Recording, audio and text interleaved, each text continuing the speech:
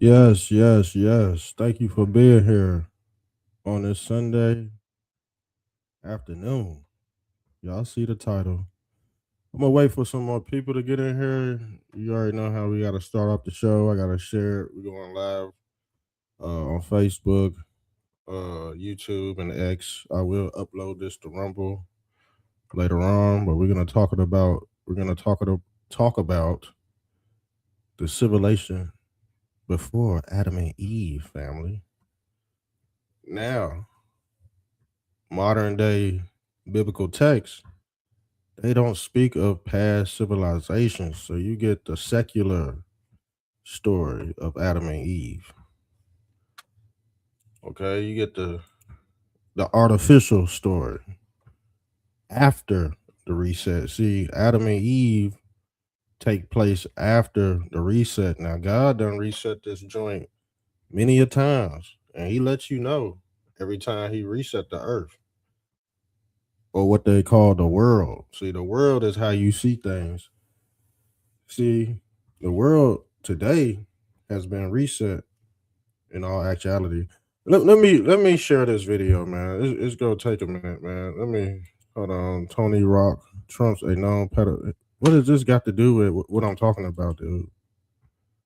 What does this got to do with anything I'm talking about, dude? You weren't talking about the Epstein's file 7 years ago. We don't give a fuck what you got to say now, bro.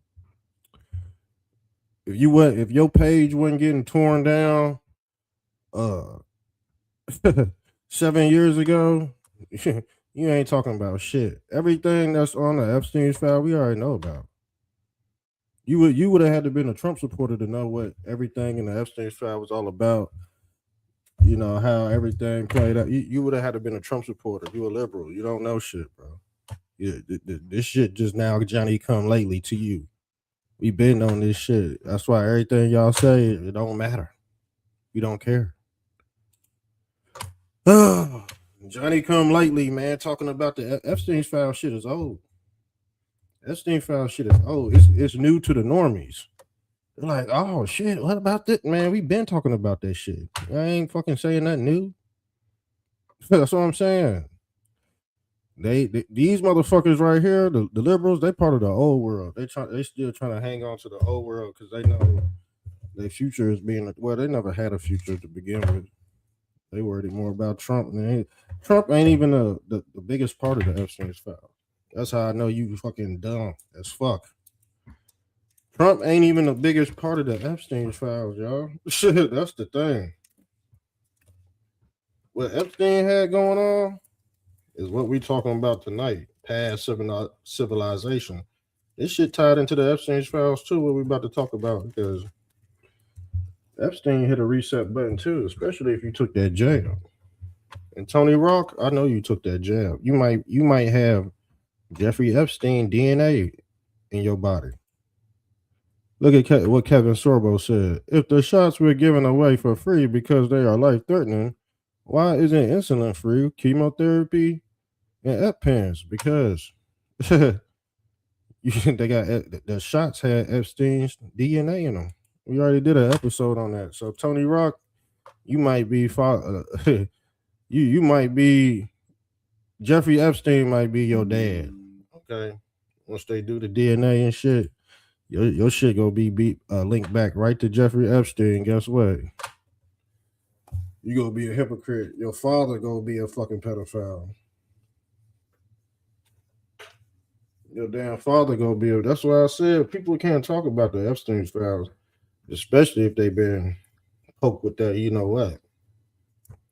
Yeah, go read the Epstein. That's why I said Trump ain't the focus of the Epstein's files, dummy. Y'all worried about the wrong shit.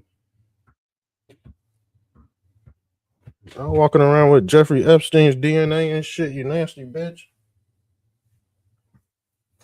Yeah, where? Oh, I can't find my shit. Hold on, man. Put this thing on. Put this back up. I think we straight now. I still gotta share the video, so hold tight, man. We still gotta share the video, man. Tony Rock, let me talk to you. Do you believe in Christ? Do you believe in the Bible? Because the Bible mentions there was a civilization, but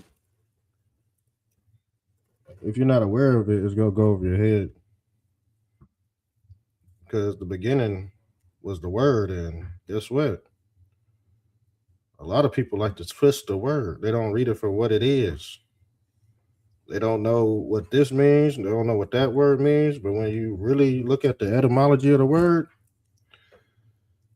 the Bible is really against your beliefs. Your and I ain't even gonna say they beliefs.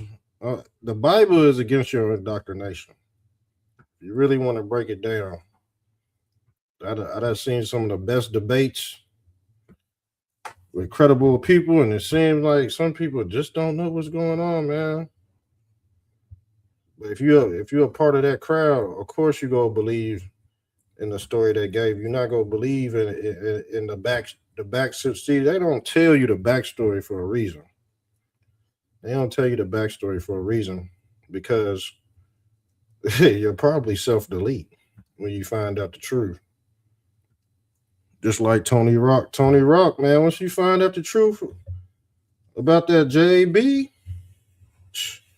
you go want to self-delete, dog.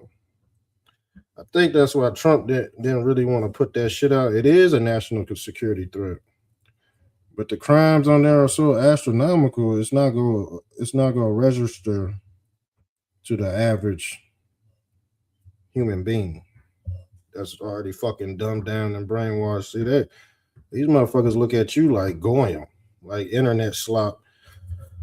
So let me get into sharing this video. So we're gonna be right back, man. That's just the introduction of it. Let me share this to a couple. I'm gonna put some music on right quick because we about to start up, man. Tony Rock got right on the damn channel, didn't he? This episode didn't have nothing to do with damn Donald Trump, man. This dude is crazy. Real TDS for real, man. Damn Donald Trump, man. Okay, yeah, we sound good. So hold on. Let me share this. It's gonna be a few minutes, man. Hold on. Matter of fact, I ain't gonna have y'all waiting. I'm gonna just put it on the video. But hold on. I'm in a whole bunch of religious groups too, so I'm gonna share this to all these religious groups. I'm in a whole bunch of Bible groups. Okay, I think we Bible study. See, I posted before I went live. I posted, anybody want to join Bible study tonight? Comment section bone dry. Let me post some shit about some politics. I get damn near 1,000 shares and shit. Let me post some black fatigue shit and I'm gonna bubble. But when it's about some damn biblical, it's about Christ and shit, motherfuckers don't show up to this. I'll be honest with you. I'm the only one that's still doing content like this in the conservative movement because they just brainwashed off politics. Like, damn, take a break, man. Get the hell off politics. But the thing is, what does poly mean? Poly means more than one. Politics ties right into religion, so I guess you got to have them both. You can't have one without the other.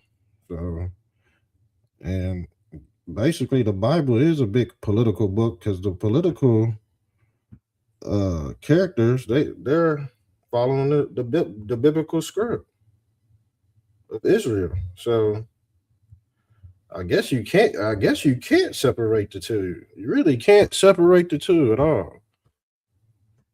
So yeah, we done share. We done sharing the video. We done sharing the video. But the thing is, it's the live calling show, and I wanted to know, did you know? Do you believe in this story or not? The pre dynastic age, what they call the age of the Tartarian, because Adam and Eve, they're new humans. But who made it with these new humans? Some say it's the Elohim. But what did we tell y'all about the Elohim and how this is tied into the damn Scientology religion? Okay, and their headquarters is in Israel. Is a big Scientology Zionist location. So this is where they produce all the AI. If you look up Jeffrey Epstein and AI, they're saying Jeffrey Epstein has something to do with creating AI too. Did you know that fucking? Did you know that son of a bitch? No, because you worried about fucking Trump. There's more fucking shit in the Epstein's files that has way more to do than fucking Trump. But your ass, I think you want to see the damn videos, man. That's why I think you want to see the little girls. I think you want to see the video. Cause I think you pedo man 95. Anybody that wanted that damn Epstein's list very was egregious about wanted. that sounds like some pedo shit to me too. You know what I'm saying? That sounds like some pedo 55 shit to me too. Motherfucker wanted to see the Epstein's. If you want to see a little girl's butt and a little boy's weenie, nasty son of a bitch, y'all kill me, man. We already know what they was doing. Now they want to see the AI videos, man. They want to see the actual AI videos. Now we already know the real shit gonna be mixed with the AI shit. And it's up to you to be able to decipher that shit. But like I said before, if you can't decipher AI, you're not Christ like. You're not anointed. You can't tell the difference between the two. So I see a lot of people worship these religious deities, still getting fooled by AI videos. For real. Swear to God. And you can tell it's AI. If you got the third, see, that's what the third eye is. That's what the all-seeing eye is. Y'all thought that shit was demonic. No, that third eye, that all-seeing eye just means you got the ability to know what's real and know what's fake. That's all about AI, the Antichrist, the artificial light, and the real light. But both entities are light bearers. Both entities are light bearers in the matrix. So some people use evil to bring light and vice versa. And that's just the way the nature of the universe is. You got to have evil and good. That's the yin yang. The yin yang symbol. Let's pull up the yin yang symbol, family.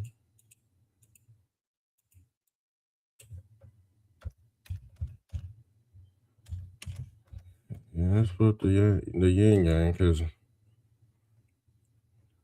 you pull up this yin yang symbol. What does the yin yang mean? What does this mean? Sun and moon. And this S right here is the serpents on the tree. Man, it's man and woman.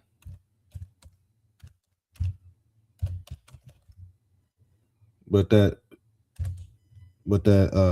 snake, the S,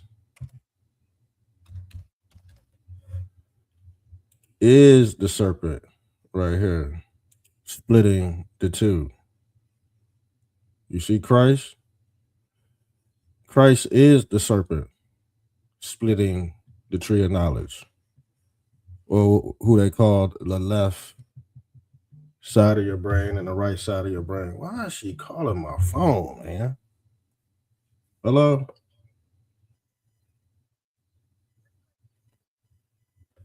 What? Say what?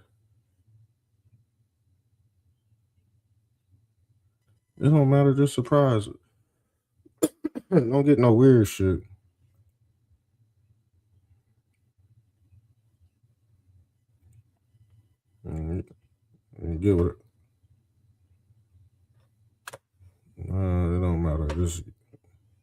It surprised me. Call my phone for some damn coffee cups, man. Anyways, as you can see, this is tied to the damn yin yang symbol. And you gotta have both to get it into the tree of life, or what they call heaven. If you don't have the knowledge of both, you're fucked. It's how a lot of y'all was getting tricked by Turning Point USA and shit. These are fucking preachers. It's just crazy. But guess what? They use that. See, the thing is, the yin yang symbol is also the Neuralink symbol, family. This is also the aurora borealis. This symbol means forever. So, and this all ties in with the ancient civilization before before Adam and Eve. But Adam is Atum. He's actually the god, Egyptian god Atum, or what they call the first coming of Christ. Because this aurora borealis symbol, the serpent, means forever. This is the Christ symbol right here. This is the Christ symbol right here, the aurora borealis. And I told you what Christ represented. The damn serpent. He's the splits, or the split in time.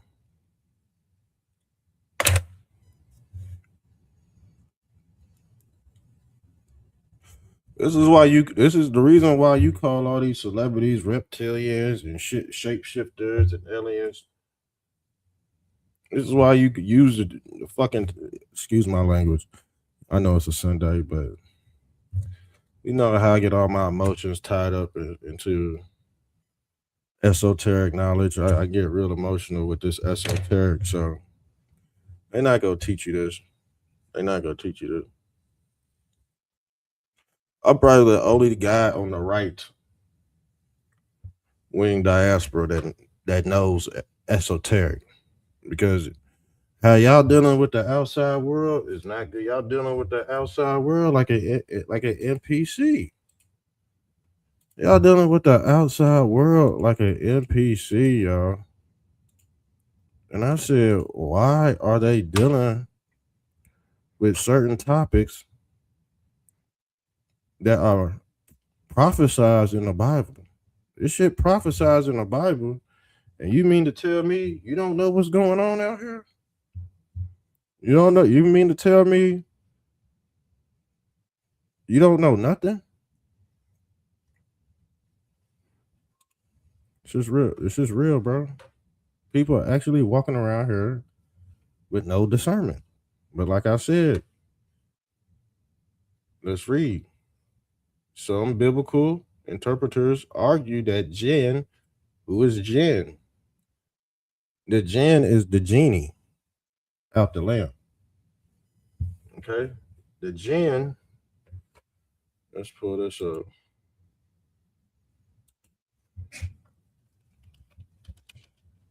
Let's pull this up.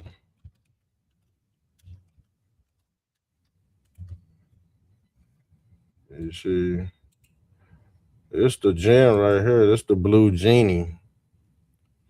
The genie, or the Nagini, or the Anunnaki.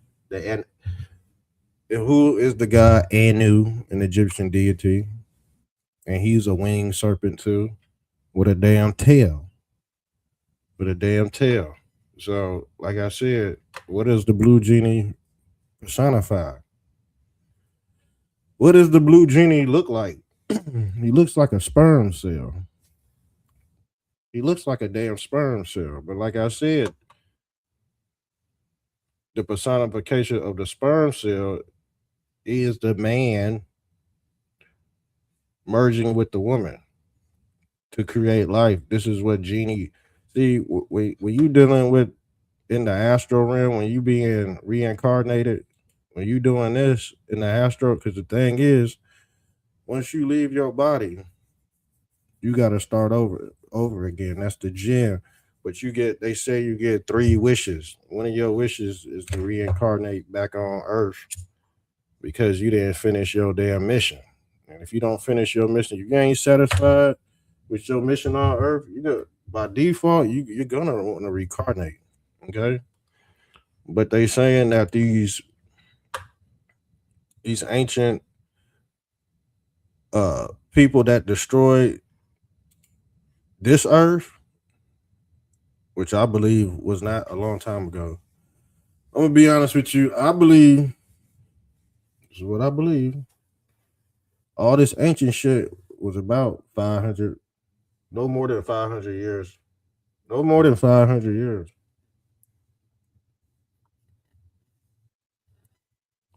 And they say, some say every reset take place at these 3600 year increments. But when you're dealing with the knowledge of the 360, it's a perfect circle. You're dealing with what they call Kirk. When we went into the knowledge of Kirk meaning circle, and this is what they worship in Jan. The reason why they worship that is because guess what? That's the Fibonacci, the tail. That is the snake. That is the Aurora Borealis, Ouroboros. And some say this is tied to the Northern Lights too, the green Northern Lights, the souls walking towards basically the North Pole. If you look at the island of Dr. Monroe, this movie, the island, as you can see on the right, you got your green Northern Lights going towards the mount, or who they call Mount Meru. But the mount would be a big genie lamp. This would be the big lava genie lamp. And who's coming out the top? The crown, the top of the crown. Christ. See, Christ would be the jinn or the genie or the Genesis in the Matrix. Okay, because guess what? When you want something, you pray to God. You pray to Christ. He's the jinn. Okay, so when you fuck up, what do you pray for? A new beginning. To start over. Oh, I'm about to start over. But you don't think this guy, if you say, oh man, I'm about to start over, I'm about to be reborn again. See, in the Bible, they use a word called replenish. They say we're about to replenish the earth. Told Adam and Eve to replenish the earth, but the thing is, that means it's been it's been destroyed before. Means it doesn't happen. And see, y'all, that's what I'm saying. Y'all don't read the word, man. Y'all don't read the word. Y'all don't decode it. Let's put it that way. Y'all just read the word. Y'all don't decode the Bible. Y'all think the Bible's fake and shit. The Bible ain't fucking fake. It's the motherfucker that's reading it that's fake. The Bible ain't fake. See, the powers that be, they know. The people that destroy this ancient civilization, they revised the Bible, and they kept what they needed to keep power over you, and then they gave the peasants the revised version. Okay, so they kept all the redacted copies. They kept, just like in the Epstein's list, they go keep all the redacted copies, just like the Vatican. But like I said before, that Epstein's list is that Epstein's files. That's a whole reset. Because you gotta think, the shit that's in the Epstein's files that we talking about now ain't gonna hit the normies until 10 years later. Even if they're even alive by then, to be honest with you. If they're even alive by then, they motherfuckers having all kind of thyroid problems from this damn, you know what? Motherfuckers' head is getting big like Jeffrey Epstein. Yeah, for real. Big people get big headed like Jeffrey. Who's getting big headed like Jeffrey Epstein? The Johnny come latelys, the ones that just found out about the damn fucking files. Oh, the files has been released. The files been released. And we was talking about that shit. We was talking about what was in the files. That's why everything is in the files is what we've been talking about for the last 7 years. Now the thing is, he already done established his civilization on Earth. Jeffrey Epstein is another personification of Father Abraham that had many sons. He got his DNA. That was his main objective, was to squirt his DNA in the world's population, and he did it with Bill Gates. He did it. So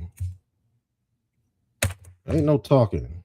It's been accomplished already, especially if Bill Gates is in the mix and they've been yeah, they've been walking this earth for how long? I think they've been walking this earth. See, they're the people, they're the offsprings of the Elohim. And they've come to switch out humans. They look just like us, but they're not really us, family.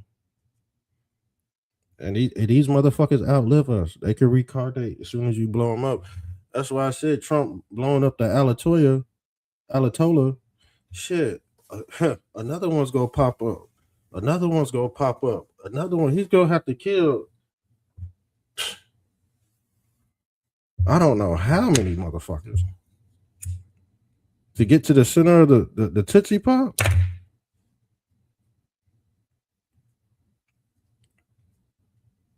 To get to the center of the Tootsie Pop.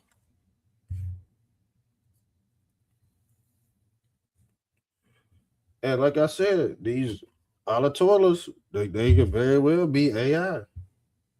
You cannot kill AI. And one person said, "Yeah, you know what? I'm gonna have to somewhat agree with them. If it does play out a different way, shit, it's really gonna make me a believer. But on the other hand, I know you got to catch them all like Pokemon. That's the whole point of the ancient civilization. Because the thing is, you had these, I call them Romans, because they went around roaming the earth. Because we still stay in that damn dynasty, that Romanized dynasty. But the thing is, you had two sides to that dynasty that know the knowledge of the Holy Grail, which is basically a reciprocating hyperboloid, a free energy. This right here, this the Holy Grail. It's the Holy Grail right here. You see the fucking hole in it? All right. Genesis 1:1, the beginning. God created the heavens and the earth. It is seen to describe God's original perfect creation, possibly including plants, animals, and even intelligent beings, or a full civilization that existed for an unspecific period, potentially millions and billions of years ago. And they say a day to God is like a million years to a human. Okay? 6 days of creation in Genesis. They said he rested the seventh day, the seventh or the Sabbath. But some say people have defiled the Sabbath. Some say the Sabbath is on a Saturday, y'all. I hear about that. Some say the Sabbath is on a Saturday, and guess what? That day you're supposed to rest, but you don't rest. You're working. You're working. You're giving your energies to the corporation, which is already written in the capitalism script or the Bible. See, the Bible is all about capitalism too. That is a financial biblical system as well. Okay. So the fossil records, okay, it says phrases like replenish the earth, which some read as fill again. Okay. Replenish means fill again. Okay. So it's just giving you, an interpretation of what went on, but not exactly. Okay. But there's certain key phrases that you know point to a prior civilizations, or what they call Lucifer's flood, or what they call Noah's flood, and that is the judgment of humanity. So we're gonna get into this video. He was on this shit too. He was on. Obama was a part of this damn rallying movement too, as well. He would be considered a Elohim. He controls the minds of others. That's what the Telfon is all about. The Teflon, the Jewish Teflon, it's basically it's no different than the Kubala, the cube of Allah. So let's get into this video, and just we're gonna have to chill for a little bit. Here it is. Take this off. I'm about to turn my volume down on my mic so it don't bleed into the screen share. So let's get it.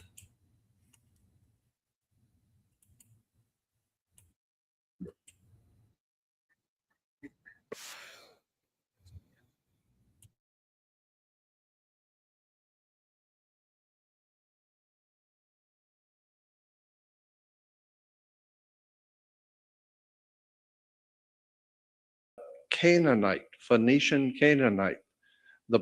In the Bible, there are many things that are misunderstood and mistranslated into English that comes from what we call Hebrew. First of all, we need to understand that which we refer to as Hebrew is in point of fact not Hebrew, but Canaanite, Phoenician Canaanite.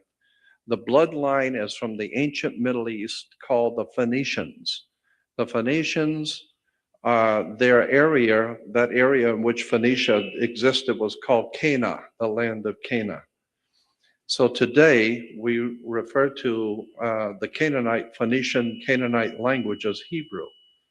All you have to do is go to reference books and look up ancient Hebrew, and it will tell you ancient Hebrew is actually Phoenician Canaanite, and it develops and mutates and comes down through history until today we call it Hebrew.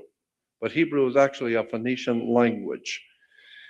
And many of the concepts and ideas which are expressed in the Old Testament are not original to the Old Testament. It goes back to even further back into ancient history, so that many of the concepts and belief systems in Judaism and Christianity are very, very ancient. And I believe that the Bible is one of the most important books on the earth, because it's really telling you some really interesting things. But if you don't understand how to read the symbols, it's never going to dawn on you how this stuff works. I think the New Testament is probably the most important story in the whole world, but not as history, but as a metaphor, as an encoded message. But let me go back to this one subject that I've been very interested in for a long time, and that is in the beginning of the Bible, in Genesis 1:1 says in the King James Bible, in the beginning, God created the heavens and the earth. But that's not what it says in the old ancient Hebrew or Phoenician language. That's not what it says in the original language. That's how it was translated from the English in the King's English. Well, the King's English, the King James Version, was translated by the best translators that the king had at the time. And it was very well done. However, they know more about the language today than what they did then. And so there's a lot of imperfections in the King James Bible that could be misleading unless you understand what the words actually meant in the ancient world. And so when you read in the beginning, this is Genesis 1:1, in the beginning, God created the heavens and the earth. That's not what it says in Hebrew. It says in the beginning of the creation, Elohim. Elohim created the heavens and the earth. Elohim is not the word God. El is a Phoenician, Canaanite name or word for deity, El, E-L. We talked a little bit about that last week. Lohim is like adding an S onto an English word. You have C-A-R for car or C-A-R-S, cars, more than one. So adding an S on the end to the end of most English words means it's plural, in the plural. Well, that's exactly what Elohim means. El is God, Lohim is plural. So the correct understanding should be read, the Hebrew read, in the beginning, the gods created the heavens and the earth, not God. And more interesting than that,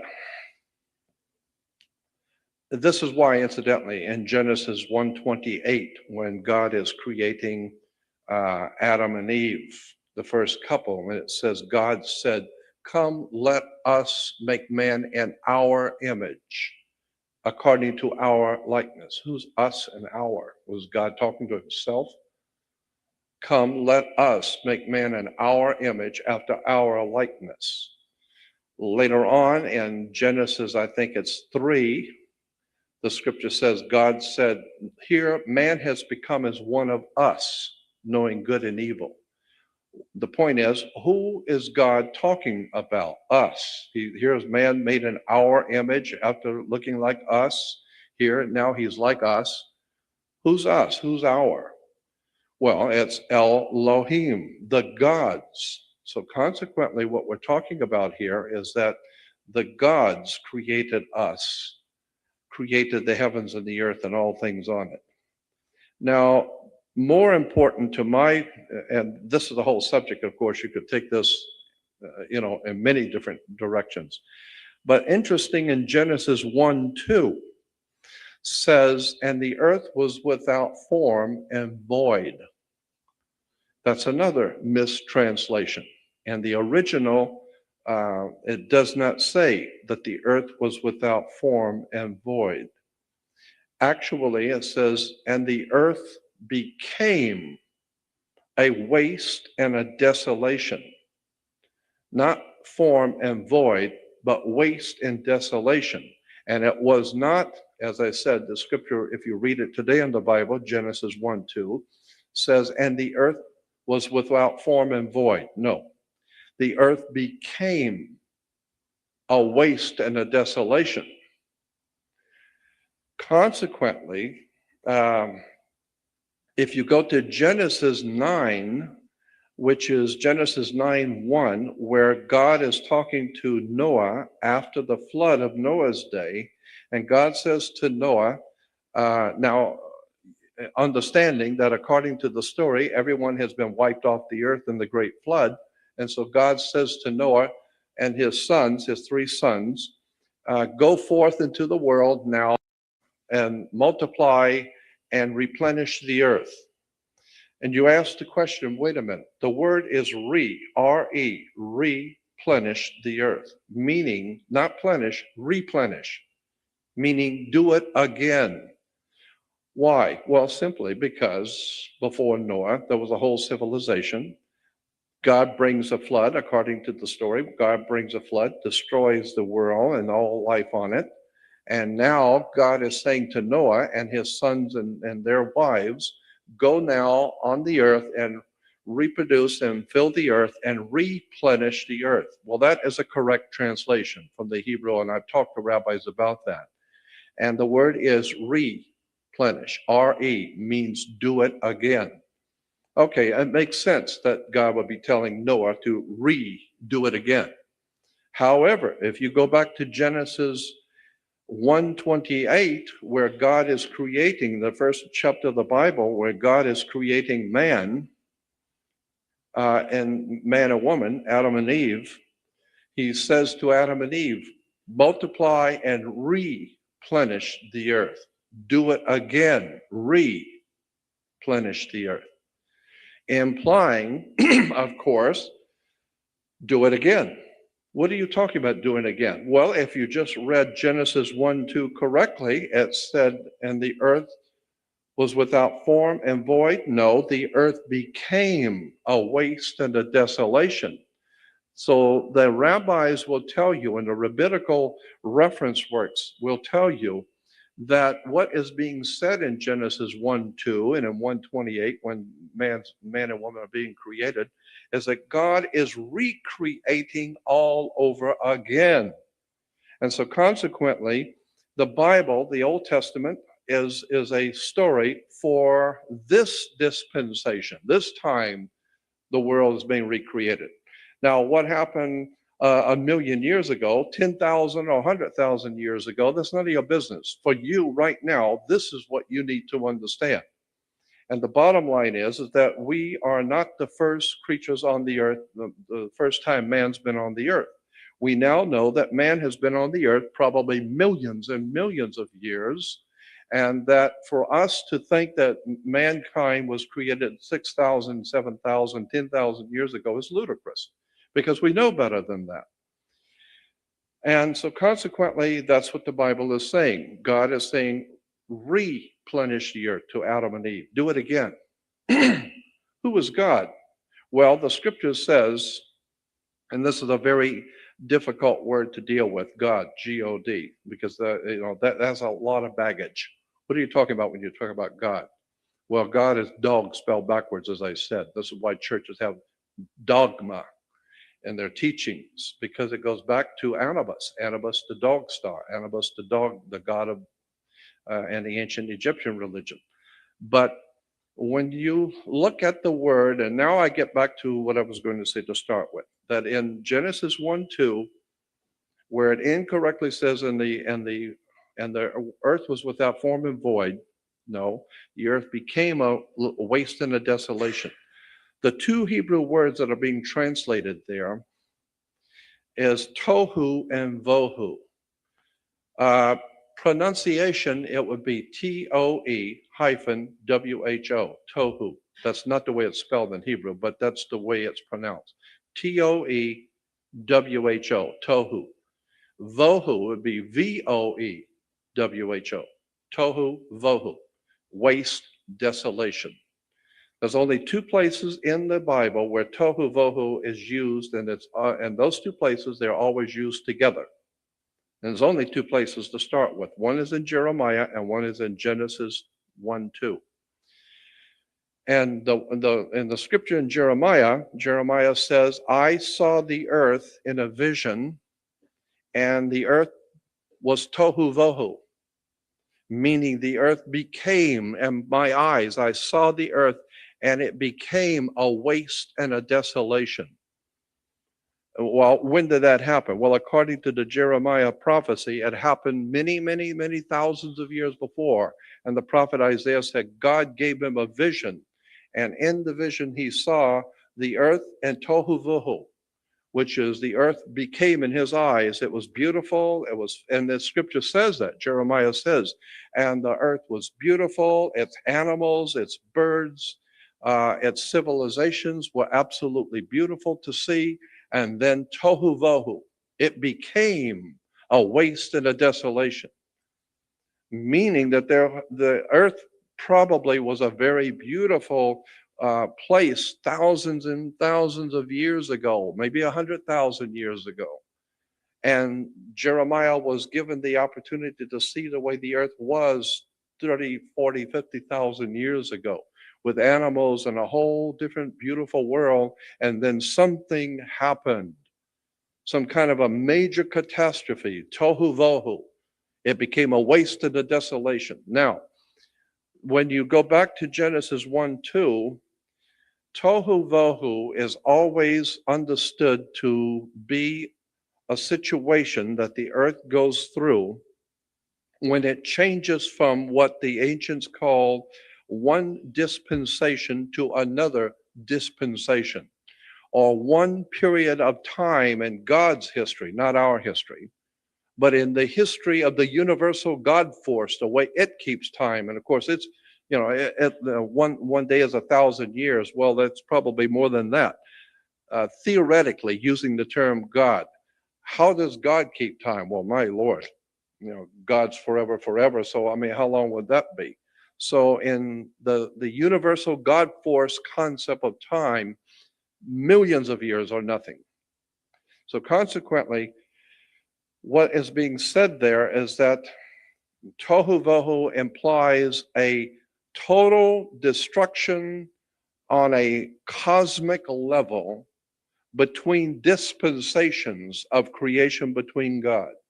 Between the time that God created the earth and all these wonderful things were on it, say 100,000 years ago, and then when something happened, a comet hit the earth is one of the ideas that's going around now. A major comet the size of New York hit in south of Mexico and caused the dust to fly all over the earth, and everything died because it blocked out the sun. I don't know, but something happened, because we know that animals, even in the North Pole, the South Pole, they have found animals that are frozen solid with green vegetation still in their mouth. Consequently, something happened many thousands of years ago, which is translated tohu vohu. Some terrible catastrophe happened on the earth in which the gods were angry, and the whole thing was just leveled. Well, maybe it wasn't the gods who did it, but the point being is that the Bible is saying that the gods, Elohim, became angry at the creation, and Jeremiah was allowed to see tohu vohu, a total destruction all over the earth, a major catastrophe. And that is precisely, as I said, the words and the concept is used for the dispensation of one creative period going to another creative period. So when everything is collapsed and destroyed, now theoretically, according to the Bible, God says, come, let us do it again.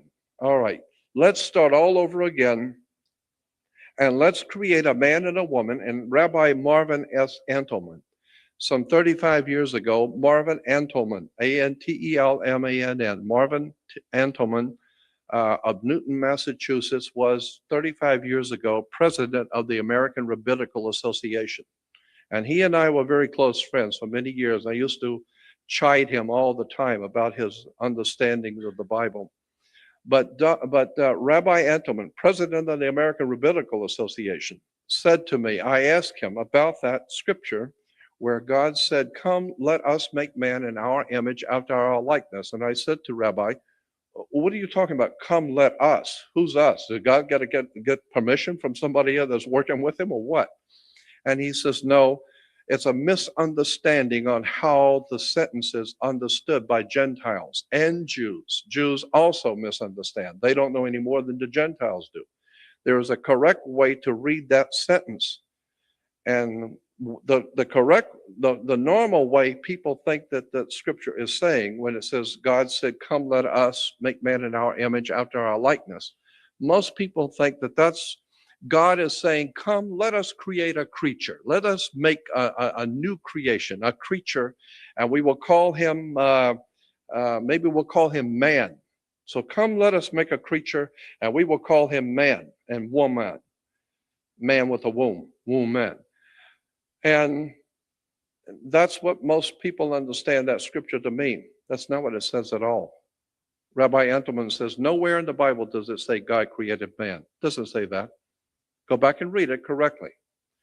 What is said is that God said, or Elohim, the gods said, come, let us make man in our image after our likeness. The correct way to understand that is the gods were saying, come, let us make man in our image, after our likeness. Not make man, man's already here. Come, let us remake man. Do it again. Let us make man according to our image and our likeness. And so the ancient Jews and the Hebrews and all the ancient civilizations, starting all the way back to Samaria, understood what was being said. It's just that we don't understand, because all we get is our news from ABC. We wouldn't know anything about what's going on. But if you go back to the ancient works, you will find that the ancient people, the Sumerians, Babylonians, Phoenician Canaanites, Egyptians, the ancient Greeks and Romans, all of them understood that we are the creation of another entities. We are the creation of the gods. And according to Zechariah Sitchin, and he's not the only one, he's just one that I know personally, but according to the work of Zechariah Sitchin, the Sumerians are saying that extraterrestrials came here from a planet called Nibiru. And Nibiru is, according to the Sumerians, they said that Nibiru is a planet about twice the size of the Earth, and it is part of our solar system, but it has a huge elliptical orbit. It's not a round orbit, it's elliptical orbit, oblong. And consequently, according to the Sumerians, and now we're beginning to scientifically find out that he was right. The Sumerians are right. The US Navy has even commented on now that there seems to be more than one other planet connected to our solar system with elliptical orbits. Well, that's what the Sumerians were saying. And consequently, this elliptical orbit is every 3,600 years, it comes back into our vicinity and passes through our solar system, then goes back out again. And according to the way the solar system turns in the galaxy, and this thing comes back every 3,600 years, comes back and then goes back out. And consequently, every 3,600 years, mankind seems to make massive movements.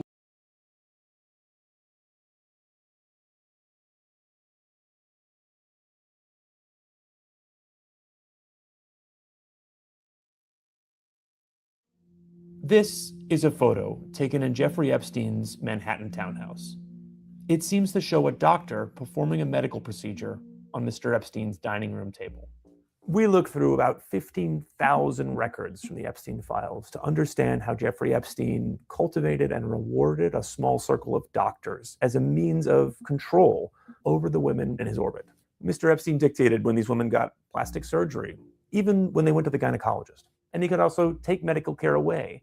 In some cases, you also see the doctors help Jeffrey Epstein maintain that control over these women's lives. Here's one really striking example. Jeffrey Epstein is flying back from his island in the Virgin Islands to New York with a young woman who has suffered a really serious injury. He reaches out to somebody named Eva Dubin, former girlfriend of his, and the founder of the Dubin Breast Center at Mount Sinai. And he says, this woman fell off the ATV and needs stitches in her forehead. Can you organize?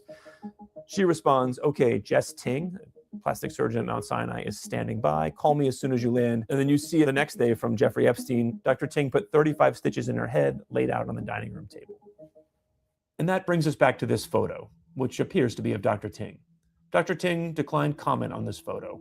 When we talked to medical experts, they said, there's no way you do this if you were putting the patient's needs first. If you were doing that, you just take her to the hospital. There's much more equipment, there's many more people, the risk of infection is lower. The only reason you do this is if you were putting somebody else's needs first. We see again and again doctors in these files bending or breaking the rules of their profession. And often they treated Epstein as if he was the real client. They shared patients' private information with Jeffrey Epstein. In this email, one of the women connected to Mr. Epstein expresses to Epstein that she's uncomfortable with this arrangement. And Epstein writes back to say, this is how it is. These doctors know that I'm paying. They want to keep me happy. And these doctors benefited from their relationship with Mr. Epstein. He gave Mount Sinai over $375,000 in donations, including gifts to Dr. Dubin's Breast Cancer Center and $50,000 to Dr. Ting's cancer research. Other doctors got high retainer fees and introductions to his celebrity friends. He even bought a few of them $900 Apple Watches. We reached out to all the doctors listed in our story. Dr. Ting and Dr. Dubin told us that they had never witnessed anything they believed to be criminal conduct by Mr. Epstein. Still, Dr. Ting told us that he deeply regrets his association with him. Mount Sinai Hospital told us that they formed a committee to investigate the hospital's ties to Mr. Epstein, and they would take any appropriate action that resulted. Reporters like me have been writing about the Epstein files for weeks, but there's still so much more to be learned. What was particularly chilling about this story was how Mr. Epstein was able to corrupt an institution, medicine, which was supposed to be different. It gives you a sense of what else might be out there as we continue to dig through these files.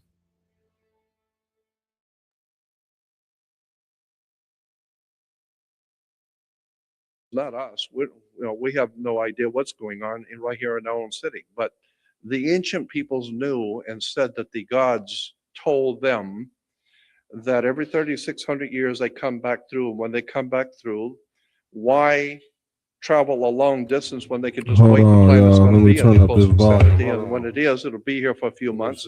So they will drop off and see how everything is, and give you some new Let me fix it because I cannot hear the volume.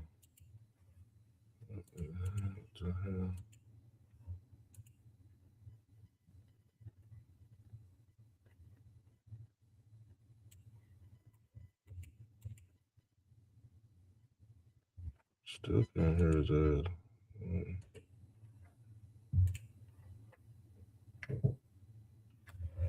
Hold tight. I hope y'all enjoying the show.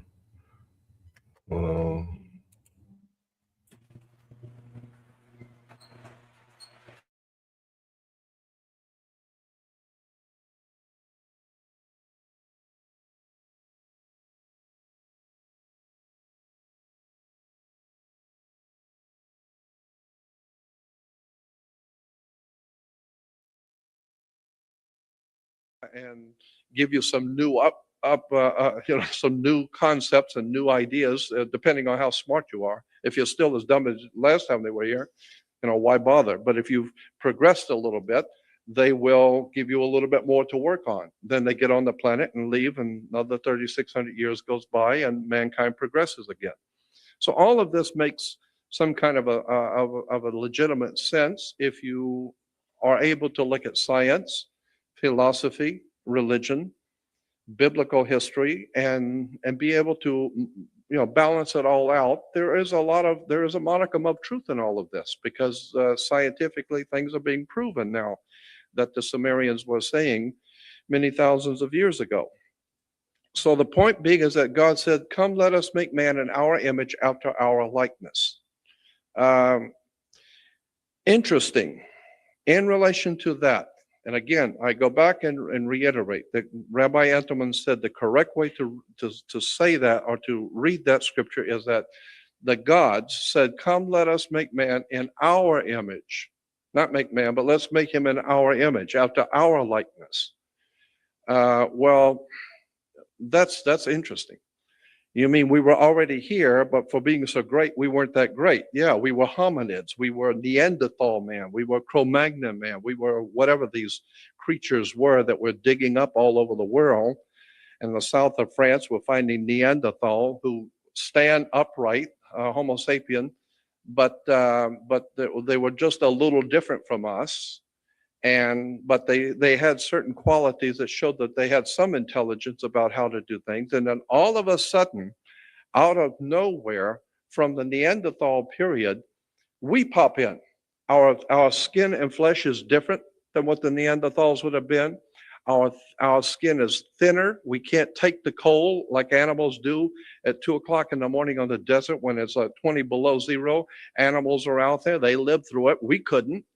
Why? It's because our bodies are designed differently. Our skin is thinner. Our systems are more balanced and vulnerable. However, our spirituality and our intellect is far higher. We can appreciate geometry, sciences, occultism, beautiful music, lasers. I mean, our intellectual and spiritual capacity is phenomenal. But our bodies are very vulnerable. So what happened in our natural evolution of things when one time you have the Neanderthals, or whatever these hominid creatures, and that's a word that science uses, hominids, these creatures, and all of a sudden we appear? Well, it makes sense to me that perhaps there is something to what the Sumerians said, that the gods who came through on Nibiru, or whatever the planet was, or whatever the story is, the bottom line is that the gods said, "Come, let us make man in our image, after our likeness," meaning they must have cross-breeded their DNA with our DNA, whichever the normal hominid creatures that were here take one of the females, impregnate the female with the genetics of the gods, and the outcome would have been us. We are still animalistic. I mean, at best, we're still animalistic. We're still going around killing people and shooting people, and anybody that doesn't look like us or happen to be our color, we hate them and we shoot them. We shoot our own families. You know, we shoot presidents. We shoot everybody. Why? It's because we are actually a Neanderthal, ancient hominid creature. And we have appetites for violence and excitement and killing and all that kind of thing. However, we also, as among us, those who are profoundly brilliant and spiritually in tune, who give us the great composers, the great poets, the greatness that mankind is capable of. So you have the balance, the animalistic human, plus the divinely inspired. So we can, you know, we're balanced. The bottom line on this is that we are created by the gods. Now, go back to Genesis 18, and in Genesis 18, there's a story there about Abraham. And Abraham is standing in his tent talking to his wife, the scripture says. Go read it in the Bible, in Genesis 18. And it says, and Abraham was standing in his tent, and 3 men come walking up toward him, and he went out to meet them. And they talked with the men, and they said that they were on their way to some business they had elsewhere, and they were just passing through. And it says Abraham invited them to stay and have dinner at least, because this was a custom in the ancient world. If you have tourists or people coming through, it doesn't matter who they are, that was a custom in the ancient world. You show hospitality by asking them if at least you can stop and have something to eat or something, refresh yourself, and then go. And so that was the custom. You know, we still do that today. You know, friends drop over, you'll fix them something to eat or something. So that was a custom. But it's interesting that in Genesis 18, it says Abraham asked the 3 men to stay and have dinner and then go. And they said no, they were busy. They had something they had to do. And it said that Abraham insisted. So they said, all right, not going to argue. We'll have dinner, but make it quick because we got something to do, but we'll stay for a few minutes.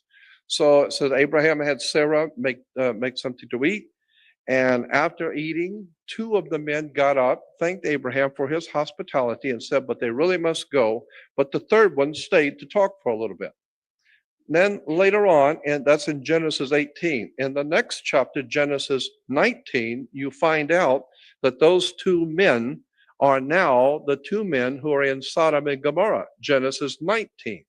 And the 2 men were able to supernaturally cause the people of the town to become blind so that they started fighting among themselves. And it says that the 2 men in the Bible, Genesis 19, were in point of fact actually angels, spirit entities who have come in a human form. And it says in Genesis 18 that the one that stayed and talked with Abraham was in fact the Lord God, the Creator himself. God Almighty, the Creator of mankind himself, was the Lord who sat with Abraham. And I think to myself, wait a minute. You mean Abraham actually fixed dinner for God, for the Creator, and he sat there and had dinner and a couple of drinks and chit-chatted with Abraham and talked to his wife? And he was said to be a man. He looked like a man. He acted like a man. Take that into consideration with later on in Genesis when it says the sons of God. And sons of God does not mean angels. Angels and sons of God are totally different subjects. Angels are not sons of God. But later on in Genesis, it says sons of God began to forsake their proper dwelling place and start cohabiting with women. The sons of God began to see women, that they were beautiful, and fell for the women. And this is where we get the idea of falling in love, because they fell from a higher position because of the women. And so consequently, I cannot picture myself seeing a woman being talked into bed by some hideous creature from another world, but good-looking, handsome men might do it. The point being is that the angels, the sons of God, not the angels, but the sons of God, there were two of them that accompanied the Almighty God, the Creator, Yahweh, Jehovah. And what is this all saying? The bottom line, after everything is said and done, is quite simply this, that we are told that God, the Creator, had two accompanying angels with him. He went into Sodom and Gomorrah. They looked like men. They sat down. They had dinner. They could chit chat with you. And and two of them left to go, and they all looked like men. And later on, the sons of God, who looked like handsome, good-looking men, they started messing around with women and had offspring. Well, their plumbing must have worked if they had offspring through females. So they must have been, for all practical purposes, a man. What is this saying? It's basically saying this. I believe that there is a modicum of truth in the story that's encoded in the book of Genesis. I think there is something there very important. I think that today there very well could be sons of God still here on the earth. We don't know what their lifespan is. We don't know how long sons of God, Elohim, or the Anunnaki, as the ancient Sumerians call them, we don't know how long they live. We have no idea what we're talking about here. All we know is the Bible is saying that there are extraterrestrials, and I have to tell you this, but that's the word, extraterrestrial, because God and the angels, all the sons of God, do not come from Van Nuys. They come from out there. They come from somewhere out there in, quote, heaven, end quote. So if they're coming from out there and they look like humans and they can mess with women and have offspring, they can sit and have dinner with you, and they look like good and handsome men, but they're not from here and they're not men. They just look like men. That begins to make sense to me that perhaps what we are seeing today in the Middle East having to do with the Iraq, which Iraq was originally hundreds of years ago called Persia. Persia was called before that Chaldea. Chaldea before that was called Babylon. So what we're talking about is the king of Babylon. Now it begins to look like what's going on here is that our world is being run by very powerful men who care nothing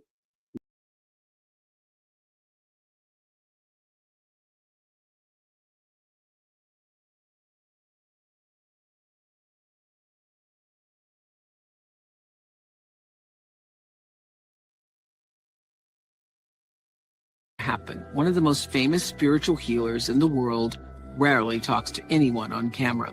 John of God agreed to sit down with me under a mango tree on the grounds of the casa. A group of his patients gathered to watch. John of God speaks only Portuguese, so Heather Cumming helped translate. Ready, guys? You describe yourself as a spiritual medium. What does that mean, a medium? Médium, eu sou espiritualista. As a medium, he's a spiritualist. He believes a great deal in God, and he practices this mission already 55 years. Born on a farm to a family who rarely had enough to eat, João Teixeira de Faria was the youngest of 6 children. His father was a tailor. His mother, a housewife who also ran a small hotel to make ends meet. João left school when he was 7 to work in his father's tailor shop. To this day, he cannot read or write. As a boy, João says he realized he was clairvoyant when he predicted a terrible storm that destroyed a neighboring village. This event began his journey as a spiritual medium. Are we all, in some sense, missionaries of God? Do we all have the possibility in our own way to be a medium for God? Todos nós somos médiums. Everybody is a medium who practices good. And we are all children of God. And each person has their mission. Yeah. The first time I saw it today, I was humbled by the Ela experience. disse, quando ela viu primeiro as pessoas hoje, Pouco. Isso aqui pertence a você. because a little bit of this belongs to you.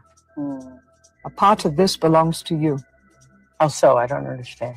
because you are human. Well, could the entity tell me, what does human energy look like? Because as I understand it, each person that comes before you, the entity sees the energy of that Nós person. temos a áurea. We have an aura. We have different colors in our aura. So human energy looks like colors? Sim, Yes, várias cores.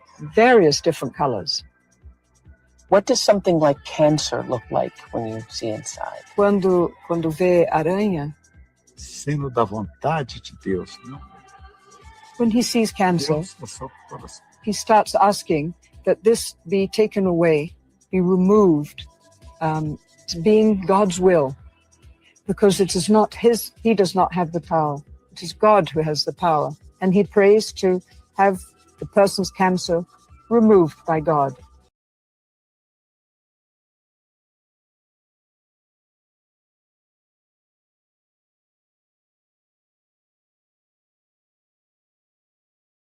Sick when you go to Kentucky Fried Chicken and think about how many innocent families were broken up, how many chickens had to die.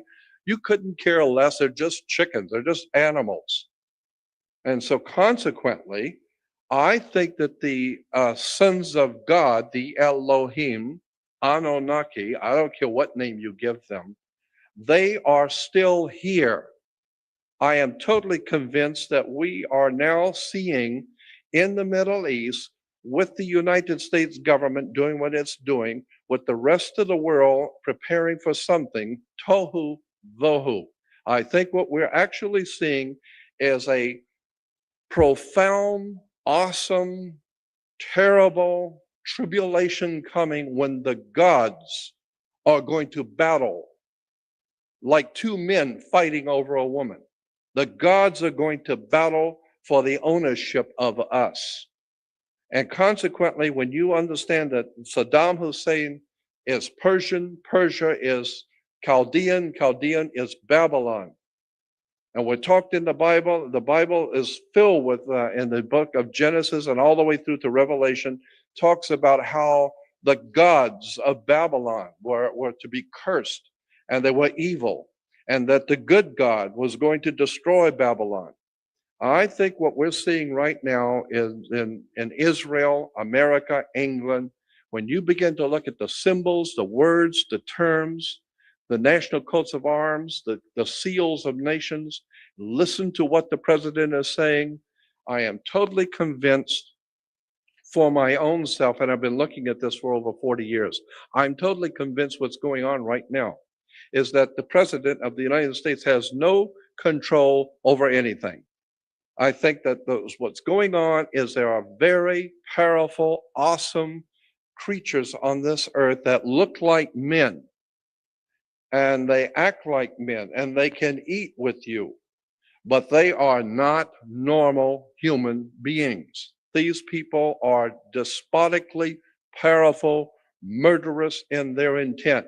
They don't care a thing about human life because they created it. They don't give a damn about nations, races, children, family values. That's all crap to them. They created this creature called man.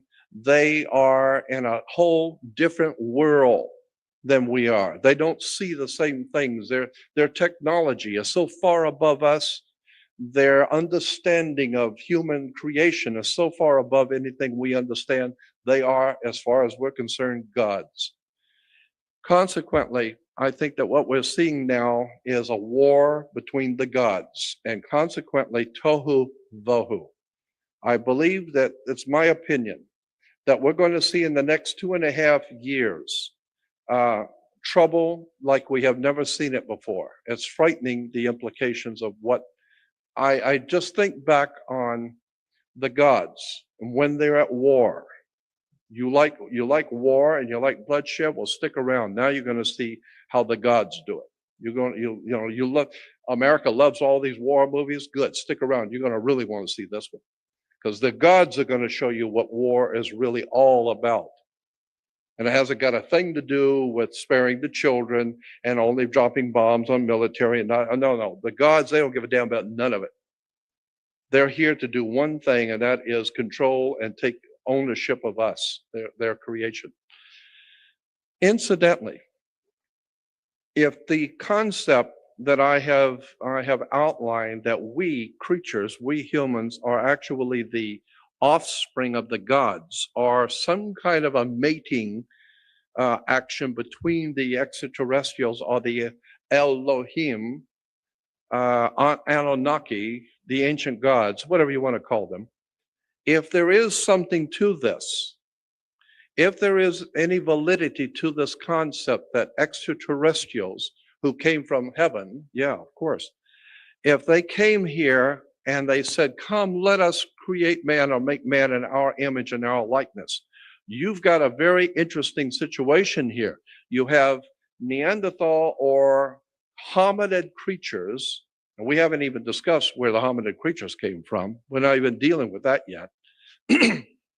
But you're talking about an extraterrestrial life forms that look like us, and they have come here from another world, from another place in time, and they are attempting to procreate with the indigenous creatures that are here, and consequently their DNA and their system, their body system from where the world they have come from is so superior to ours, and yet they are smart enough to know how.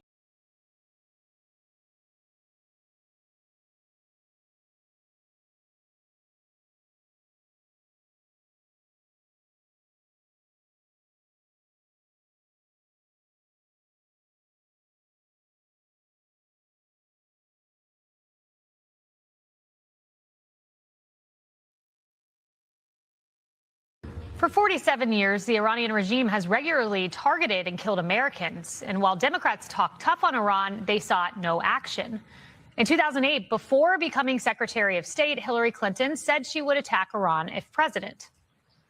If Iran were to launch a nuclear attack on Israel, what would our response be? And I want the Iranians to know that if I'm the president, we will attack Iran. Whatever stage of development they might be in their nuclear weapons program in the next 10 years, during which they might foolishly consider launching an attack on Israel, we would be able to totally obliterate them. Of course, that never happened. She lost the nomination to Barack Obama, who instead sought to make a deal with Iran. Over the years, Iran moved closer and closer to having the ability to build a nuclear weapon. As president, I decided that a strong, confident America could advance our national security by engaging directly with the Iranian government. But a week after Obama said that, John Kerry admitted that the Iran nuclear deal would give money to terrorists. Do you believe that any of that $55 billion ends up in the hands of terrorists? I think that some of it will end up in the hands of the IRGC or of other entities, some of which are labeled terrorist. Well, fast forward to 2022, and President Biden's press secretary said Iran was accelerating its nuclear program.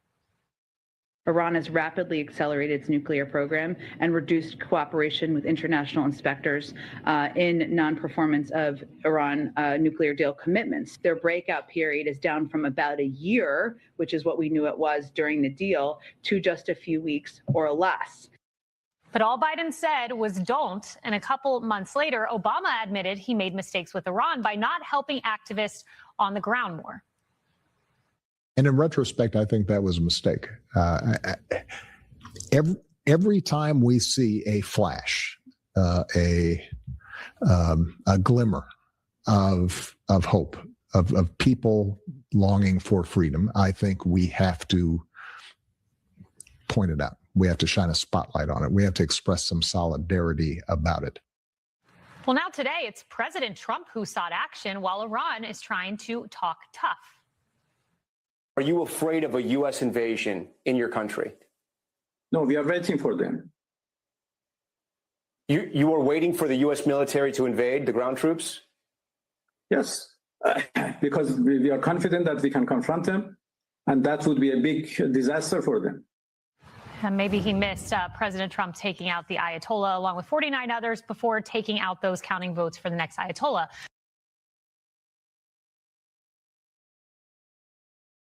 Hold on, y'all. We about to segue back into the bill. You know, I gotta hit y'all with the news. You know, gotta hit y'all with the news. Hold on, get back in. Pull this back up. We still talking about this Adam and Eve shit too. Jordan Maxwell going in. I told you. It's an old concept, man. That's already been rediscovered, man. Like, let's get into the esoteric knowledge, man. Thanks for being here. We just chilling. Just chilling on this Sunday, soaking up this knowledge so you ain't out here looking like a damn picklehead gump brain. Okay? Because I know a lot of y'all got popcorn brain. Let's get it. Used for those creatures. What is it? Bigfoot. Yeah, Bigfoot, the Yetis, whatever. They are hominid creatures. They walk on two legs like male. They look like men, but they are animals. But they are brilliant in intelligence and can outsmart anybody. They have obviously supernatural powers to go in and out of dimensions. There's a lot of material on that subject. So, and too many races of people around the world, from China to Asia to North America to all of the ancient cultures, talk about the Bigfoot, the Yetis, those mysterious creatures that live in the wilds. It would not surprise me if those Yetis, Bigfoot creatures, are the original experiments of the Anunnaki gods cohabiting and crossbreeding with the hominid creatures that were here, but they put too much of something in and not enough of the other, and they came out even more vicious than what they were and even smarter. But they're still animals. Well, they screwed up. Okay, now we got to do it something better, because this thing was, before it was just an animal. Now it's a vicious animal, and it has supernatural powers like we do. So, all right, and that thing's already gone. Let's forget it. Let's move it on and do it again now. This time we're going to do it better. And so now they do it again. And now they got it right. Now they got it balanced and got the DNA correct and got it right and gave birth to us. So I'm saying, if any of this has any validity, and I'm just pointing this material out because this is what the Bible says. And so consequently, if any of this has any validity, it very well might be, as my friend William Henry has been talking about for many years, and Zechariah and all the rest of them. I think that we might be seeing a war being put together right now, not by men. It is very possible that we in this country and the world in general is being led. We have talked about Illuminati, the secret societies, the fraternal orders, even among the Masons of Europe. When you confront the Masons of Europe and you ask them, who actually is at the top of your organization? At the very top, who are they? They will tell you that they don't know. That is not to be discussed. They don't know who is at the top, and it's none of your business. And you want to stay alive and just do what you're doing, then you just take care of your business at this level and don't worry about who the boss is. And consequently, the Masons in Europe refer to their masters as, quote, the hidden chiefs or hidden masters. Somehow or another, the hidden masters behind world events, today we refer to them as Illuminati or whatever. I don't think the Bilderbergers and the Council on Foreign Relations and any of those organizations are of any importance to me at all. Those are just the mundane nuts and bolts of how the organizations put together to make things work. I'm more interested as to who are the gods behind world affairs. Who are the brilliant minds at the top of the pyramid? Symbolically, who are the intellectual elites behind world events? I'm totally sure there's only a handful, a very small, tiny handful, and I wouldn't be a bit surprised if they were the Elohim, the Anunnaki, the men who look like men. but are not men. Consequently, so many people have said, how can these people go to war killing innocent women and children, like the First and Second World War, murdering and killing? How could men do this? I don't think men are doing it at all. I think that there are powerful entities in this world who look like men, and they give the orders, and you better jump. And I don't care if you call yourself president, just don't matter. If you get in their way, they'd sooner kill you as anybody else. They got an agenda, and you had better jump when they say. And consequently, I think that's what we're looking at today, a war between the gods. It has nothing to do with the human element. It has to do with a cosmic, cataclysmic time in which the gods are battling now for our ownership. This is what Steven Spielberg and George Lucas have been telling you. Steven Spielberg in his movie Indiana Jones and the Last Crusade. You need to go back and get the movie and watch it. Indiana Jones and the Last Crusade. What is the Last Crusade? Well, if you don't understand the first two Crusades, you're never going to understand the Last Crusade. You know what the Crusades were all about? Do you know who started the Crusades? And what were they crusading about? Well, it has to do with the ownership of people, international banking cartels. It has to do with the Knights Templars of the 9th and 10th century.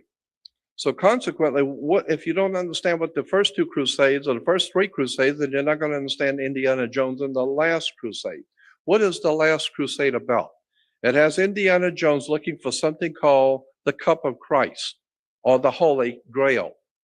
The Cup of Christ, the Holy Grail, there have been many, many stories and many interpretations of this, but basically it goes back to one thing. The cup represents the holder of the wine. The wine is poured into the cup. The wine has always represented the blood of mankind. Jesus said, drink this wine, for this is the blood of the covenant. So you drink the wine, all of the men around the table would drink the wine. They are symbolically drinking the blood of the God so that they are locked into a partnership with God. You're drinking the wine, which is a ritual. The wine represents the blood. And in the Christian sense, it represents Jesus's blood that's being shed for us. So you're drinking the blood, taking an oath to lock yourselves together in a sacred mission.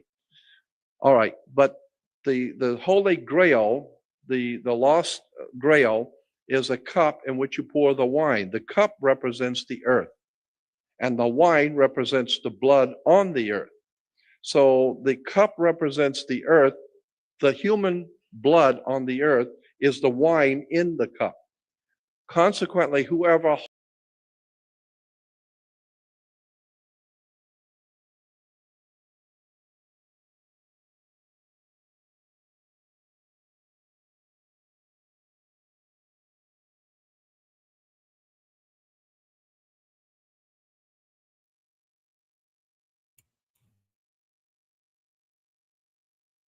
I do want to ask you two, related, about oil. U.S. oil hitting $100 for the first time since July of 2022.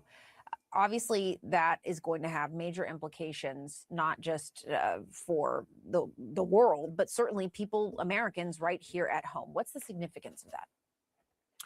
So, I mean, it is fairly significant. I mean, President Obama had once stated that he could see his poll numbers rise and fall based on the price of oil. So it's definitely got domestic political impact, but in a more practical sense for Americans, right?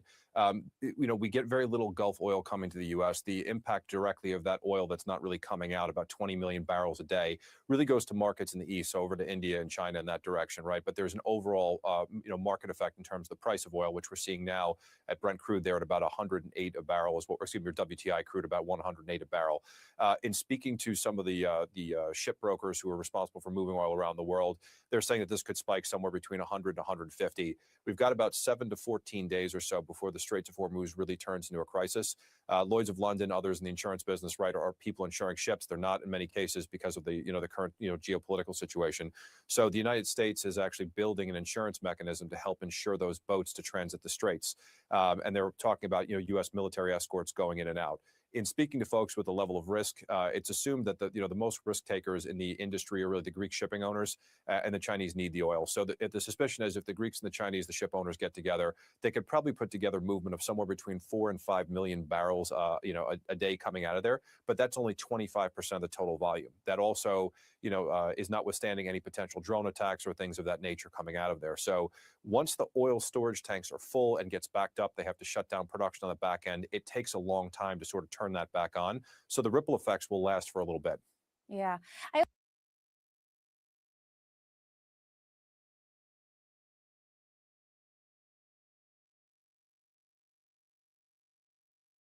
Human family on the earth in his hand, which I believe is a symbolism of the ancient gods who have come here from another world, and they are saying, who owns this property down here?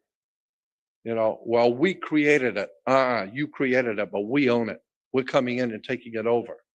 And that's why Saddam Hussein has said he believes he is the reincarnation of King Nebuchadnezzar. I got a feeling that there's some really powerful, strange occultism going on in the Middle East right now. And we in America and England, the Western man is getting ready to get involved and become cannon fodder. We're going to become involved in a war that you have no idea in the world how big it's going to be. Because this has nothing to do with generals sitting down and plotting out some war plan. No. This is going to be one hell of a conflict. It's going to be a cosmic conflict.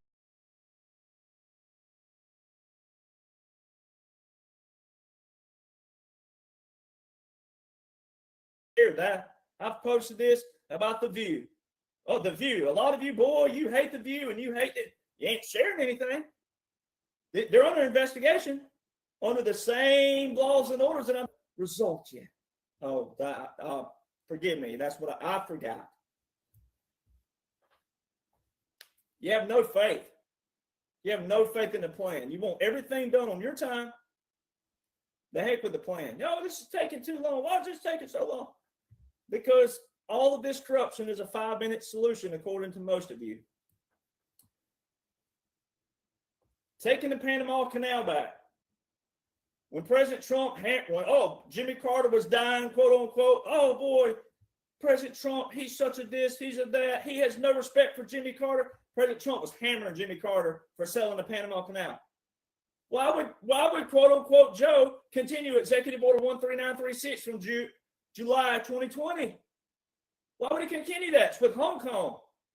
President Trump said that the Chinese have taken over the Panama Canal. Everybody, oh, he's a racist, he's xenophobic, he's all that. Then he specifically said it's Hong Kong who's taken over the Panama Canal. Did you not see where 4,000 Marine Corps went to Panama last year? Well, why would quote unquote Joe continue this executive order with Hong Kong that has a national emergency attached to it? Why didn't he just let it automatically terminate? They automatically terminate after a year, ladies and gentlemen. So the plan. See, a lot of people just don't know the plan. 2017 to 2021 was a resetting of the legislative branch. The laws show this. I've broken this down. I'm not breaking it down on this one. But 2017 to 2021 was a resetting of the legislative branch. 2021 to 2025 was a resetting of the executive branch. 2025, the present day, is the resetting of the judicial branch. That's why everything that you hear in your quote-unquote news and your timelines and your feeds is judge this and a judge that, a judge blocked this, a judge did this, a judge, a court, Supreme Court this, Supreme Court that, appeals court this, appeals court that, Sixth Circuit, Fourth Circuit, Third Circuit, First Circuit. That's why it's dominating. But if you'd have been paying attention from 2017 to 2021, you'd have seen what dominated the news was legislation. If you'd have been paying attention during 21 to 25, you'd have seen what's dominating the news was executive. Oh, executive. Oh, the president has executive privilege and executive this and executive that.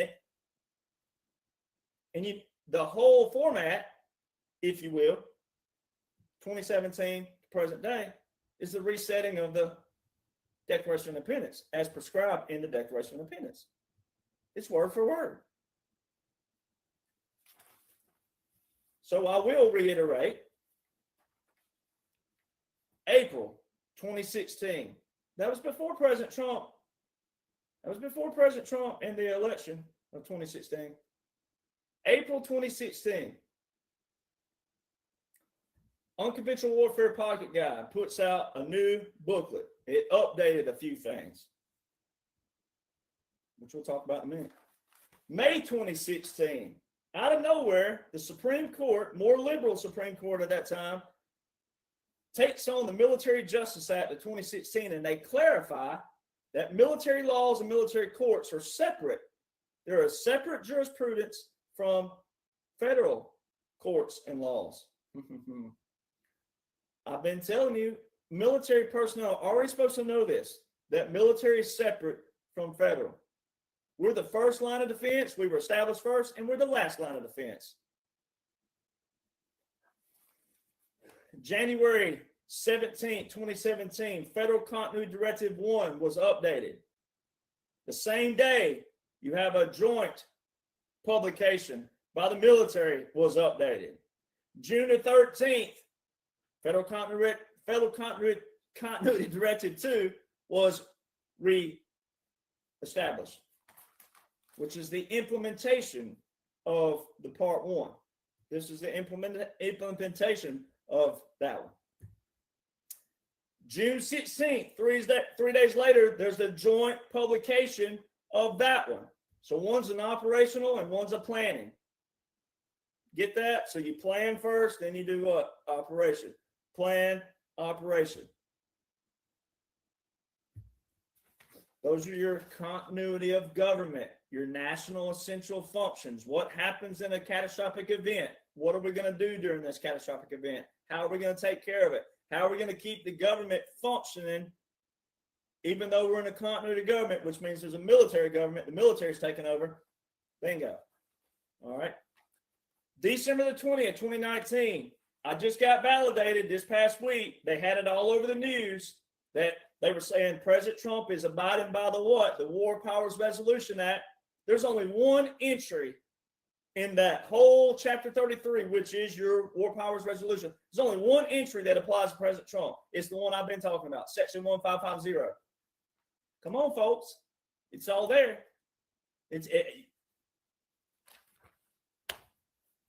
The Congress of 1973 is the one who established that the president must have a what? A national emergency declared to use the what? The military. They did that March 23rd, 2020. There was articles put out back then that, oh, the president's going to install a general in case the law breaks down, constitutional law. Ladies and gentlemen, you don't install a general. Generals are in service all their lives. They rank up to general. You don't install a general. It's not that terminology. That was a proclamation of martial law. It's saying, hey, we're going to put a general in place in case law breaks down. That's constitutional law. Because it's putting this article out to you, the people. They're telling you we're going to go into martial law.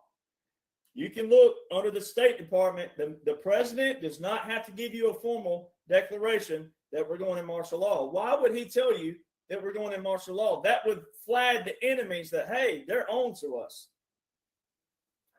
March 27th, 2020, Executive Order 13912, President Trump invoked Title 10, Section 12302, 1 million reserve components to active duty. He also called back in 4 different codes, he called back certain members of the Coast Guard, voluntarily and involuntarily.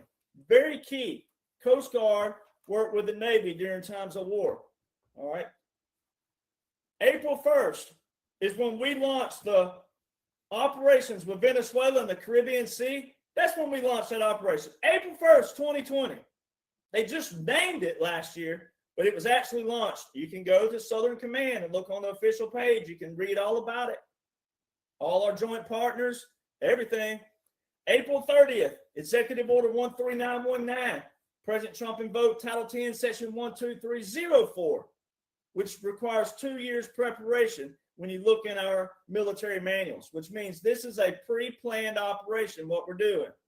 All of it is. All right. during that time period, that whole time period, President Trump was saying, we've been invaded, we've been invaded, we've been invaded. In all his speeches, he said what? Our gravest threats are not abroad, they're within. Then he specifically said we're fighting an invisible enemy. You heard all the proclamations, you just didn't know what you were listening to. We're in a military government, which is a strategy, all right? It was a crossroads that we came to in life. You, the people, didn't know what's going on. You know how we know? Because you're yelling right now. And everything you're yelling about is old news. It's old. Old. So it came to a crossroads where it's like, okay, the deep state, the career politicians, they've been tricking and deceiving and manipulating the people all these years. They use the terms laws and orders, and it looks good on paper, but what are they doing back here? Not that. So we came to a crossroads where you have to do what? Strategy. How do we do this? How do we do it lawfully? We still got to do everything lawfully. No cutting corners. Everything has to be done lawfully. By what? Integrity purposes. Because once we cut a corner and we don't do things by integrity, guess what? That makes us a liar. So we had to do it by that. So it's a crossroads. The best strategy out there was a strategy that was used in World War II. Going, okay, look, here's what we can do. We can put President Trump in for 4 years. The military's already taken over. I've already shown you how the military's taken over in 2016, if you'll listen. But most people won't listen because you can't appreciate military strategies and tactics because someone like President Trump or, Dan Bongino and all that, they haven't told you. Well, they're not supposed to tell you right now, you morons.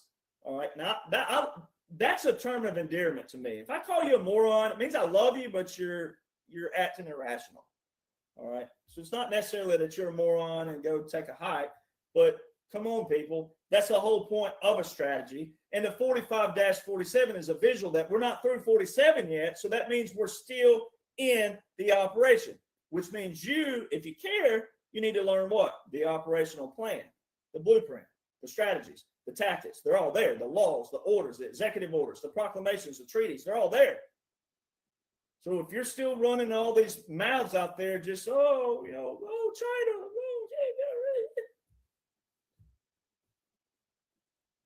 again, I don't know. So what? What are you going to do about it? Okay, so China's doing something. What are you doing about it? You in your little comment box, China's going to do it. What you going to do about it? Nothing, right? But if you would actually see what's going on, you'd see that, that ain't what's happening. Because Joe, quote unquote, didn't do a single thing on paper. I show you this. I'm about to show you even more tonight. What's going to get my hips to gyrating in a minute. I'm going to do the cha-cha. So see, military government sets this parameter where it's like, we put President Trump in 4 years, pull him back, install a government in exile, install a puppet government, and then for all of you out there, we didn't have time to stop in 2021 and say, hey, by the way, it's unconstitutional that Congress changed in 1951 term limits on the president. That's we didn't have time to sit and educate. All right. I have time to educate, and we're going to be in a major education phase 2028 rolling forward. President Trump's already proven that, where he said he was going to defund all the schools who didn't teach our history. Oh, that's a big deal. Colleges and high schools will be defunded. The ones that, you're going to learn our history. So see, we didn't have time to stop in 2021 and say, hey, by the way, term limits on the president is unconstitutional because Article 2, Clause 1, Section 1 of the United States Constitution, it just says 4 years in a term. It don't say how many terms. It also does not say that the Congress is going to establish this, and that, or this, that. It don't say that. And the main author, the only author of the Constitution, James Madison, but also Alexander Hamilton, who was an author of the Federalist Papers along with James Madison, only three of them, John Jay, Alexander Hamilton, and James Madison, but two of them specified way back when that they thought presidents should serve as kings. Yeah, imagine that. So I don't think libtards really support the Constitution. They don't. They butcher everything about it. That's why you rhinos, you don't want to look like a libtard. You look like a rhino-tar. All right, that's what you are, a rhino-tar. James Madison and Alexander Hamilton, the main author of the Constitution, and the main authors of the Federalist Papers specifically said that presidents should serve as kings. As long as you, the people, voted them in, they should serve as long as you want them serving. So it's a strategy. You set a parameter. So this answers all the people out there. Well, why would it look this way? And why would they allow this? And why would they let it? People are dying and people did that. You know what you sound like? I'm refraining today from a few key things that I normally would say. But you sound atrocious. People die every day. Last I checked, we live, we die. That hadn't changed. That formula hasn't changed. All right.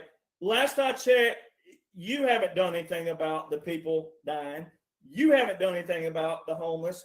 You haven't done anything about the swamp because you kept voting them in. So your check engine light has reached its maximum, and now you're wanting to, you did that. I didn't do that. You did that.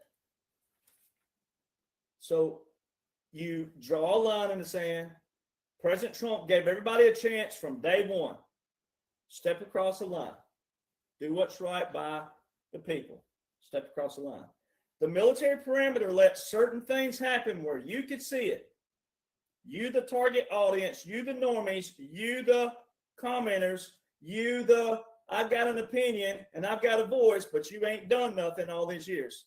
You're the ones who had to be the recipient of give them what they want.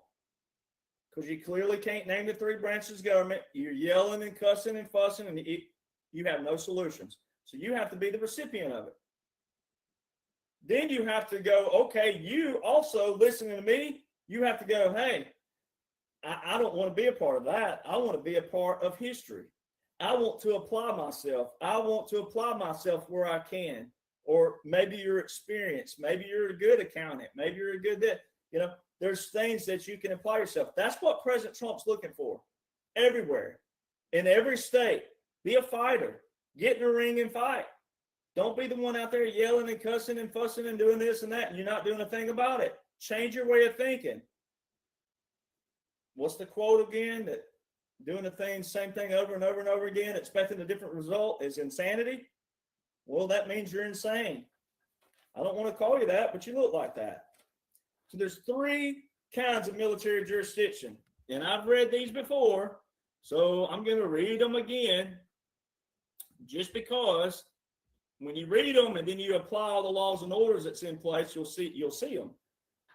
There are under the Constitution, all you rhino-tards and libtards, it says there are under the Constitution three kinds of military jurisdiction.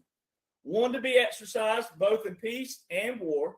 Another to be exercised in time of foreign war without the boundaries of the United States, or in time of rebellion and civil war within states or districts occupied by rebels treated as belligerents. Enemy. And third, to be exercised in time of invasion or insurrection within the limits of the United States. Did you hear what I just said? The third, which is, you got to do this. There are under the Constitution three kinds of military. Now skip all the others I just read. Let's skip to the third one. There are three kinds of military jurisdiction under the Constitution. The third is to be exercised in time of invasion or insurrection within the United States. And it says, or during rebellion within the states, maintaining adhesion to the national government when the public danger requires its exercise.